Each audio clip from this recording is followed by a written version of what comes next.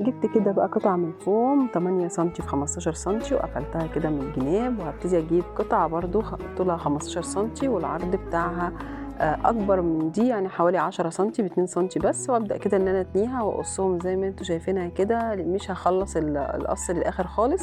هابدأ بقى كده أجيب الطرف من فوق وألزقهم على بعض تحت، أبتدي إن أنا ألزقها هتبقى معايا عاملة بومبيه كده، ده اللي أنا عايزاه عشان يديني شكل الفانوس البسيط اللي بنعمله النهارده. بقى كده قطعة من الكرتون أكبر منها حوالي سنتي، وهابدأ إن أنا أغطيها بالفوم من فوق ومن تحت، برضه هاكررها مرة تانية. دي كده قاعدة الفانوس وقبة الفانوس. وهابدأ أجيب قطعة أصغر منها ب2 سم، كاست اللون خليت الدايرة خضرا والشريط أصفر. أبدأ بقى إن أنا ألزقهم كده على بعض عشان دي تبقى دي معايا القبة بتاعة الفانوس. وفاضل إن أنا أعمل التعليقة بتاعته أو اليد بتاعته، ألزق كده اليد بتاعة الفانوس. بسيط وسهل وجميل وتقدري تنفذيه وتفرحي بيه ولادك. وده الشكل النهائي